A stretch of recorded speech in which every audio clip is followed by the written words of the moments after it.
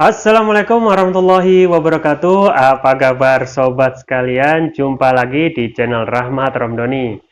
Kali ini kita akan membahas berita hangat dan masih hangat diperbincangkan, yaitu tentang Erick Thohir yang mengangkat di Dirut PLN. Dan yang menjadi berita panas ini adalah bekas tim ses Jokowi. Ini ada berita dari era.id, langsung saja saya bacakan ya. Erick Thohir angkat bekas tim ses Jokowi, Darmawan Prasojo jadi Dirut PLN. Era.id, rapat umum pemegang saham RUPS PLN tahun 2021 memutuskan mengangkat dan menetapkan Darmawan Prasojo sebagai Direktur Utama PLN, menggantikan Zulkifli Zaini. Surat keputusan RUPS disampaikan oleh Menteri BUMN di kantor pusat PT PLN Persero di Jakarta dan berlaku sejak Senin 6 Desember 2021. Acara ini dihadiri oleh Menteri dan Wakil Menteri 1 BUMN, Deputi Kementerian BUMN, jajaran Komisaris PLN, dan seluruh direksi PLN. Menteri Badan Usaha Milik Negara BUMN Erick Thohir menyampaikan dalam mengelola perusahaan terutama dalam BUMN, seorang pemimpin harus menyandarkan tanggung jawab yang diemban dengan hati dan keikhlasan. Ya, karena bagaimanapun juga jabatan yang diberikan kepada kita tidak lain sebuah amanah. Amanah untuk memberikan kontribusi sebesar-besarnya kepada negara dan memiliki dampak sosial seluas-luasnya berupa peningkatan pelayanan kepada masyarakat, ucap Erick.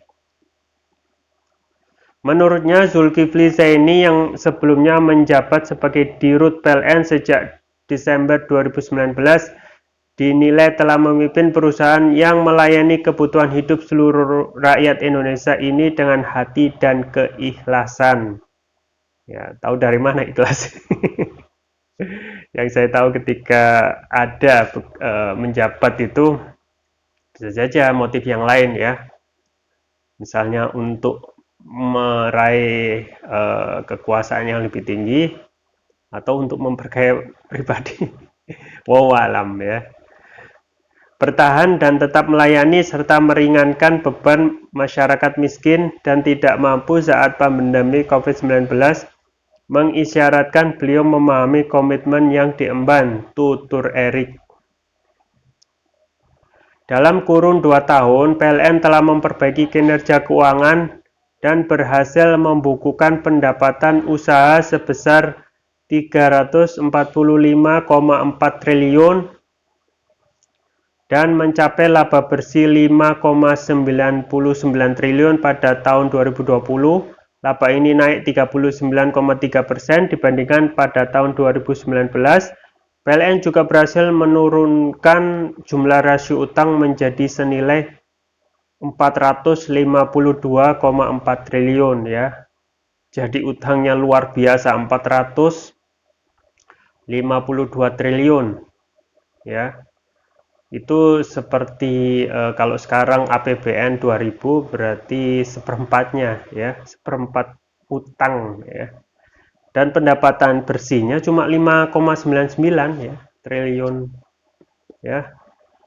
Sangat jauh sekali ya kalau kita ingin mengharap ataupun berpikir untuk membayar penuh utang itu. Saya lanjutkan, Erick menambahkan dalam kepemimpinan Zulkifli, usaha transformatif juga dilakukan secara paralel sebagai salah satu garda dalam program pemulihan ekonomi nasional selama pandemi COVID-19. Kontribusi PLN melalui diskon listrik dengan target penerima 31,4 juta rumah tangga di tahun 2020 dan 32,6 juta rupiah di tahun 2021. Telah membantu menjaga kestabilan ekonomi dan sosial di masyarakat. Besarnya atas komitmen yang sudah diberikan selama ini, saya yakin rekam jejak terbaik yang ditorehkan menjadi legasi dan pondasi untuk pemimpin berikutnya, kata Erick. Erick pun berpesan kepada Darmawan Prasojo selaku Direktur Utama PLN yang baru untuk melanjutkan upaya transformasi yang telah dilakukan dapat terus ditingkatkan, dilakukan terobosan sehingga tidak membebani negara dan masyarakat, ungkap Erick. Tantangan transformasi PLN ke depan tidak hanya terbatas pada perbaikan finansial PLN, tetapi juga bagaimana menghadapi tantangan zaman di mana energi yang lebih hijau, digitalisasi, servis kepada masyarakat, serta penerapan eco-lifestyle menjadi kebutuhan utama demi menciptakan lingkungan yang berkesinambungan untuk generasi masa kini dan generasi masa depan. PLN perlu mempersiapkan diri untuk melakukan akselerasi bisnis dalam menghadapi tren baru seperti ekosistem kendaraan listrik dan berkolaborasi terkait electrifying lifestyle dengan pihak-pihak lain, tutup Erick. Zulkifli Zaini dalam sambutannya menyampaikan ucapan terima kasih atas dukungan yang telah diberikan seluruh pihak selama menjabat menjadi Dirut PLN. Terima kasih atas amanahnya kepada saya menjadi Dirut PLN BUMN dengan aset 1.600 triliun rupiah. Dukungan dari Menteri dan Wamen BUMN, Dewan Komisaris, dan stakeholder lain yang luar biasa untuk mengatasi tantangan dalam menerangi negeri dari Sabang hingga Merauke, dari Miangas sampai Pulau Rote, ucap Zulkifli. Ya. Itu tadi ya. Pergantian direktur yang baru dari sebelumnya Zulkifli Zaini menjadi Darmawan Prasojo ya, yang menjadi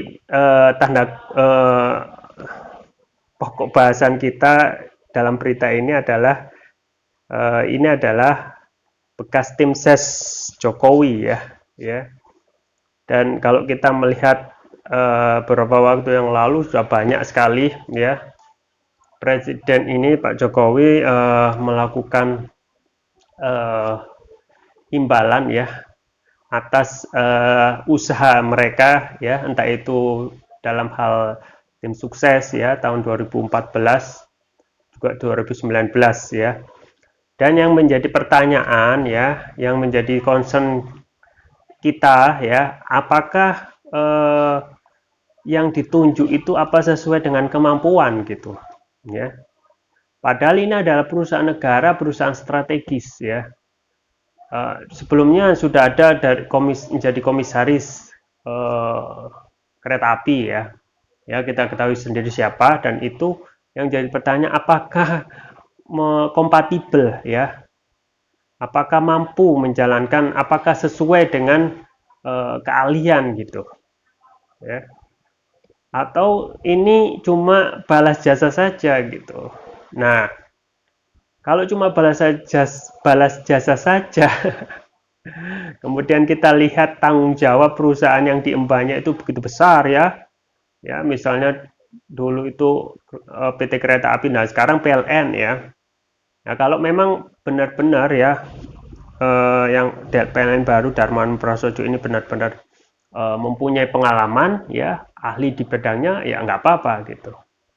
Tetapi kalau umpama ya ini didasarkan pada balas jasa saja karena dulu menjadi tim ses ya, ini menjadi pertanyaan ya, karena ya PLN itu sudah mempunyai banyak masalah ya.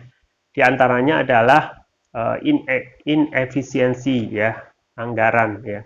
Ingat utang PLN sekarang sudah 452 triliun ya.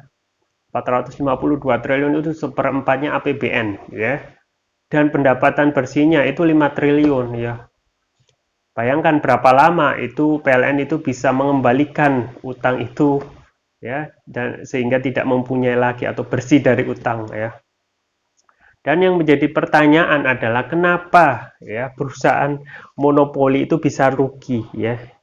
Secara ini adalah perusahaan yang tidak mempunyai persaingan gitu, nggak ada PLN swasta kan, semuanya butuh PLN, tetapi kenapa bisa rugi ya, banyak faktor, diantaranya adalah inefisiensi ya. Kalau sudah monopoli rugi, itu yang dipertanyakan adalah salah satunya ya manajemen ya, direksi dan juga semua yang terkait ya, karena ini sudah nggak ada persaingannya. Beda kalau kita mempunyai bisnis yang lain ya, misalnya punya bisnis kopea misalnya. Nah, itu pasti akan ada saingannya ya, pasti kan ada apa namanya? Untung ruginya. Tetapi ini tidak. Ini ketika menjadi salah satunya perusahaan, tetapi masih tidak ada bisa rugi ya. Padahal kalau sudah menjadi barang kebutuhan umum dan sangat dibutuhkan, maka sebenarnya sambil nutup mata saja ya, itu tidak perlu marketing, nggak perlu apalah, itu pasti akan datang sendiri karena ini satu-satunya. Tetapi kita tidak bisa membayangkan perusahaan monopoli yang tidak ada saingnya itu bisa rugi ya. Nah, memang ini menjadi PR kedepannya ya, bahwasanya PLN itu kalau ingin segera menjadi perusahaan yang inovatif dan segera menyelesaikan masalahnya, terutama masalah hutang yang ratusan triliun, ya 452 triliun, harus mempunyai terobosan inovatif. Ya, di antaranya adalah bahan bakar yang dipakai untuk PLN itu sendiri. Ya, kita ketahui bahan bakar sekarang yaitu batu bara itu sangatlah mahal dan sekarang susah kan. Dan sekarang susah dan emisinya itu sangat mempunyai dampak yang buruk ya. Harus mempunyai terobosan, yaitu misalnya ya yang dipakai oleh negara-negara yang lain, misalnya yang dipakai Jepang ya. Jepang itu ya sumber energinya apa? Nuklir ya. Jangan kaget dulu. Sekarang itu kita ditakut-takuti bahwasanya nuklir itu berbahaya, nuklir ini mempunyai efek samping yang sangat luar biasa. Enggak, nuklir itu mempunyai adalah sumber daya yang murah, ringan, dan ramah lingkungan. Ya, cuma bagaimana dan kita mempunyai resources yang luar biasa tentang nuklir ini. Dan ini memang kembali kepada goodwill dari pemerintah. Apakah pemerintah mau ya segera mengubah wajah PLN ini ya bertransformasi menjadi perusahaan yang profesional ya, dan dalam segi hal efisiensi dalam bahan bakar ya dengan memakai nuklir ya, maka itu akan menjadi terobosan yang besar ya. Seperti dahulu kita itu dulu beberapa waktu yang lalu, tahun yang lalu itu pakai minyak ya, minyak tanah ya.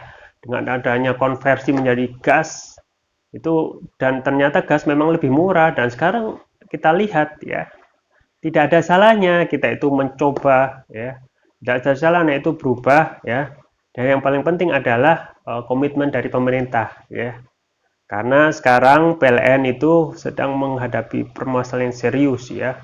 Sama seperti BUMN yang lain, misalnya PT Garuda yang utangnya juga ugal-ugalan ya. Dan memang dengan kedepannya, dengan adanya dirut yang baru ini, kalau kinerjanya sama saja, cuma ganti supir saja, nggak akan ada perubahan ya. PLN sebagai BUMN yang top ya, top of the top itu tidak akan menjadi berubah, akan sama. Kalau cuma mindsetnya ganti pemimpin, ganti supir ya, tanpa adanya inovasi-inovasi yang sifatnya baru dan inovatif ya. Ya, semoga kedepannya PLN itu menjadi lebih baik ya, dan mampu memeratakan infrastruktur listrik dari Sabang sampai Merauke. Dan ingat ya, Indonesia itu sudah merdeka 75 tahun ya lebih, dan banyak daerah-daerah itu yang belum tersentuh sama sekali listrik. Nah, ini PR baru juga ya. Di lain pihak masalah internal tentang utang yang begitu ugal-ugalan, di lain pihak banyak sekali infrastruktur listrik yang masih nihil ya untuk daerah timur seperti Papua. Ya, semoga kedepannya PLN menjadi lebih baik. Oke, itu yang bisa saya sampaikan. Semoga bermanfaat. Saya Rahmat Ramani. Jangan lupa like, share, dan subscribe. Sampai jumpa lagi. Wassalamualaikum warahmatullahi wabarakatuh.